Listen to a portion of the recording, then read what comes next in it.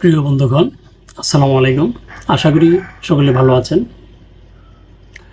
তো আমি প্রতিনিয়তই কিছু উদ্ভিদের উপকারিতা এবং ভেষজ উদ্ভিদের পরিচিতি নিয়ে আপনাদের সাথে কথা বলি।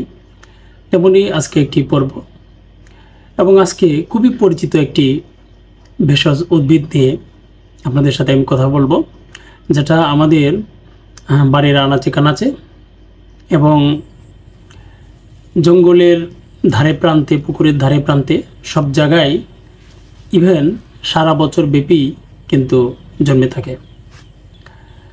তো এই উদ্ভিদটা সম্পর্কে আলোচনা করলে, এই উদ্ভিদের উপকারিতা সম্পর্কে জানলে আর ভেষজ গুণাবলী সম্পর্কে জানলে আপনারা সত্যি অবাক হবেন। তো আজকে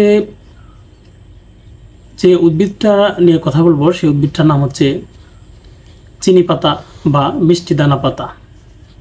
এটাকে চিনি পাতা বা মিষ্টি দানা পাতা বলার কারণ হচ্ছে এর স্বাদ হচ্ছে সামান্য তিক্ত এবং কিছুটা মিষ্টি। এর বৈজ্ঞানিক নাম হচ্ছে স্কোপারিয়া ডুলসিস। এটা প্ল্যান্টা জিনাসিয়া পরিবারের অন্তর্ভুক্ত। এর প্রকৃতি হচ্ছে ঠান্ডা এবং স্নিগ্ধ। তাহলে এর মধ্যে কি কি ভেষজ গুণাবলী রয়েছে? তো এর প্রধান ভেষজ গুণাবলীর মধ্যে রয়েছে যে রক্তে শর্করা নিয়ন্ত্রণ করে, অর্থাৎ অ্যান্টি ডায়াবেটিক অ্যাকশন দিয়ে থাকে। এটি প্রাকৃতিক ইনসুলিন বুস্টার হিসাবে কাজ করে এবং বিটা সেলসের কার্যকারিতা বাড়ায় এবং রক্তে গ্লুকোজের মাত্রা নিয়ন্ত্রণ রাখে। এখন যারা ডায়াবেটিসের পেশেন্ট, তারা ডায়াবেটিসের মেডিসিন সেবন করে থাকেন, তো আপনি যদি এই ভেষজ উদ্ভিদটা অর্থাৎ চিনি পাতা, উদ্ভিদের পাতা যদি সঠিক নিয়মে ব্যবহার করে থাকেন, তাহলে কিন্তু আপনার ডায়াবেটিস নিয়ন্ত্রণে থাকবে। অর্থাৎ ডায়াবেটিসের ওষুধ না খেয়েও আপনি সুস্থ থাকতে পারেন এই ভেষজ উপাদানের মাধ্যমে। তাহলে 2 নম্বর হচ্ছে এটা লিভার টনিক হিসাবে কাজ করে। এটা লিভার টনিক হিসাবে কীভাবে কাজ করে? যে লিভার পরিষ্কার করে, যকৃতের কুশ রক্ষা করে এবং হেপাটাইটিস বা ফ্যাটি লিভারে উপকারী হিসাবে কাজ করে।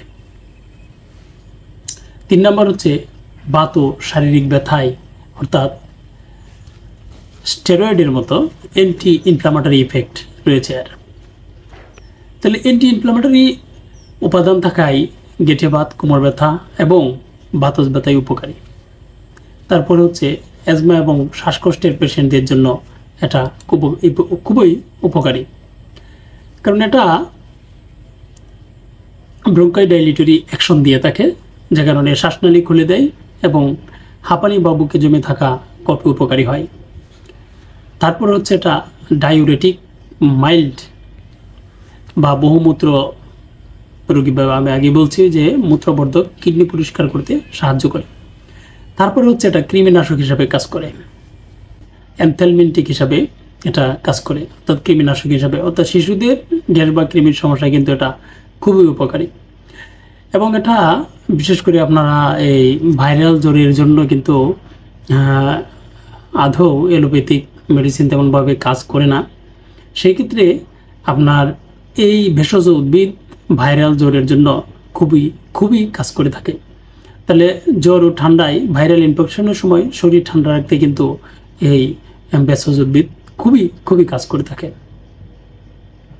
তাহলে রোগব্যাধি আপনি কীভাবে এটা ব্যবহার করবেন, ব্যবহারের নিয়ম আমি একটু বলে দিচ্ছি। যে ডায়াবেটিস পেশেন্টদের ক্ষেত্রে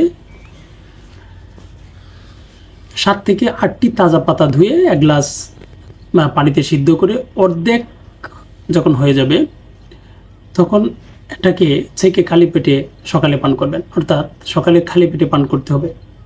আমি আবার বলছি, 7 থেকে 8টি তাজা পাতা ধুয়ে নেবেন, পরিষ্কার করে নেবেন। 1 গ্লাস জল পরিমাণ আপনি পানি নিয়ে এটার মধ্যে সিদ্ধ করবেন। সিদ্ধ করে এটাকে একটা ছাঁকনি দিয়ে ছেঁকে তারপরে 1 গ্লাস সমপরিমাণ আপনি সকালে খালি পেটে পান করবেন। তাহলে এটা কতদিন ব্যবহার করবেন? এটা ব্যবহার করার নিয়ম হচ্ছে নিয়মিত 3 সপ্তাহ কে 1 সপ্তাহ আপনি গ্যাপ দিবেন, অর্থাৎ বিরতি দিবেন, তাহলে টানা 3 সপ্তাহ পর্যন্ত কিন্তু আপনি খেতে পারবেন। লিভারের সমস্যা এটা কীভাবে ব্যবহার করবেন? যে হেপাটাইটিস বা ফ্যাটি লিভার যাদের রয়েছে, এটা হচ্ছে 10টি পাতা বা ডাঁটা আধা লিটার পানিতে সিদ্ধ করে ছেঁকে দিনে 2 বার পান করবেন। তাহলে এটা কতদিন ব্যবহার করতে হবে? এটা একটানা 15 দিন থেকে 1 মাস পর্যন্ত ব্যবহার করবেন যাদের ফ্যাটি লিভার রয়েছে এবং জন্ডিসের সমস্যা রয়েছে। অ্যাজমা এবং শ্বাসকষ্টের পেশেন্টদের জন্য এটা কীভাবে ব্যবহার করবেন? যে অ্যাজমা এবং শ্বাসকষ্ট পেশেন্টদের জন্য আপনি পাতা শুকিয়ে গুঁড়ো করে মানে পাতা শুকিয়ে গুঁড়ো করে নেবেন। এরপরে হচ্ছে 1 চিমটি গুঁড়ো আপনি মধুর সঙ্গে মিশিয়ে পান করবেন। সকালে এবং রাতে 2 বার ব্যবহার করতে পারেন, তাহলে অনেকটাই অ্যাজমাটিক থেকে দূরে থাকবেন। যেহেতু এটার 2টা অ্যাকশানে একই সাথে রয়েছে, যে আপনার অ্যান্টি ইনফ্ল্যামেটরি হিসাবেও কাজ করে এবং অ্যান্টি অ্যাজমাটিক অর্থাৎ ব্রঙ্কোডাইলেটরি হিসাবে কাজ করে। তাহলে অ্যাজমার ক্ষেত্রে এটা খুবই ইফেক্টিভ অ্যাকশান দিয়ে থাকে। তারপরে গেটে বাত যাদের রয়েছে বা বাত ব্যথা যাদের রয়েছে, তারা এটা কীভাবে ব্যবহার করবেন? এটা হচ্ছে আপনার পাতাগুলোকে পেস্ট করবেন একসাথে, ছেঁচে একসাথে পেস্ট করে 30 মিনিট ওই জায়গাগুলোতে আপনি হয় কোনো একটা কাপড় দিয়ে পরিষ্কার কাপড় দিয়ে বেঁধে রাখবেন। দিনে 1 থেকে 2 বার এই কাজটা করলে কিন্তু আপনার এই ব্যথাগুলা থাকবে না, বাতের ব্যথাগুলো সেরে যাবে। তো বাচ্চাদের কৃমিনাশক হিসেবে কীভাবে ব্যবহার করবেন? যে 2টি পাতা পেস্ট করে সামান্য গরম জলে মিশিয়ে খাওয়ানো যায়, অর্থাৎ 5 থেকে 7 বছর বয়সী বাচ্চাদের ক্ষেত্রে কিন্তু এটা আপনি দিতে পারবেন। কারণ এর নিচে বাচ্চাদের দিলে এটা খেতে চাইবে না, কারণ এটার যে স্বাদ, এটা স্বাদের একটু ভিন্নতা রয়েছে, মানে বাচ্চাদের জন্য সুইটেবল স্বাদ না এটা। তাহলে কোন ক্ষেত্রে আপনি এটা ব্যবহার করা যাবে না, কাদের ক্ষেত্রে ব্যবহার করা যাবে না, আমি সেটা বলে দিচ্ছি। যে বিশেষ করে গর্ভাবস্থায় এটা ব্যবহার করা যাবে না। গর্ভবতী নারীদের জরায়ু সংকোচনের ঝুঁকি থাকায় গর্ভাবস্থায় কিন্তু এটা ব্যবহার করা যায় না। স্তন্য দানকারী অর্থাৎ দুধ দানকারী মা বা যাদের বাচ্চা রয়েছে, দুধের বাচ্চা রয়েছে, তারা কিন্তু এটা ব্যবহার করতে পারবেন না। বিশেষ করে দুধের স্বাদ উৎপাদনে এটা প্রভাব কিন্তু ফেলতে পারে। সেই জন্যই হচ্ছে এটা আপনার দুগ্ধবতী মায়েদের ব্যবহার না করা উচিত। আর রক্তচাপ খুব কম থাকলে এটি হচ্ছে অ্যান্টি হাইপারটেনসিভ হিসাবে কাজ করে, যে কারণে ফলে উচ্চ রক্তচাপ কিন্তু আরও কমে যেতে পারে। তাহলে এই চিনি পাতা গাছ ডায়রিয়া রোগীর ক্ষেত্রে বা পাতলা পায়খানা রোগীদের জন্য একটি অসাধারণ মেডিসিন, ভেষজ মেডিসিন। ডায়রিয়া বা পাতলা পায়খানার পেশেন্ট এবং যাদের বদহজম রয়েছে, তারা এটা কীভাবে পান করবেন? এটা প্রতিদিন 5 থেকে 10 মিলি, অর্থাৎ বাংলা কথায় আপনারা যারা মেডিসিন খান